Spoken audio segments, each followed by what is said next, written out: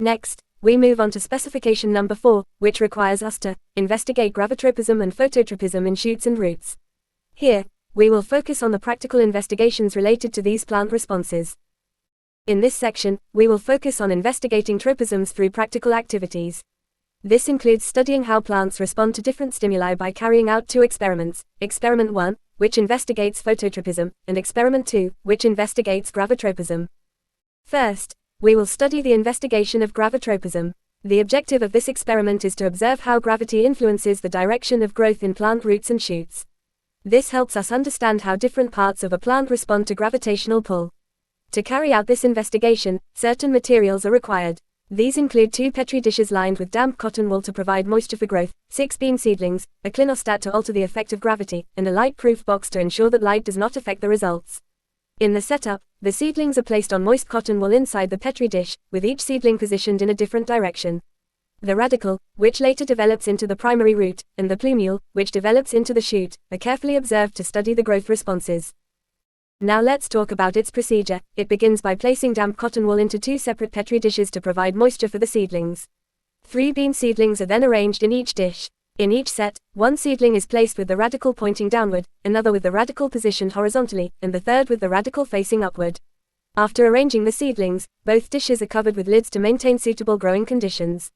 Next, 1 Petri dish is fixed on its side, while the second dish is attached to a clinostat, a device that slowly rotates to cancel out the effect of gravity.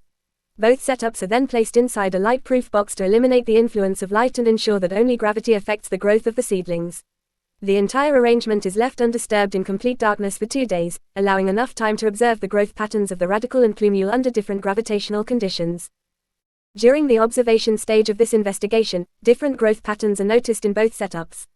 In the fixed Petri dish, the radicals grow downward while the plumules grow upward, no matter how the seedlings were originally positioned.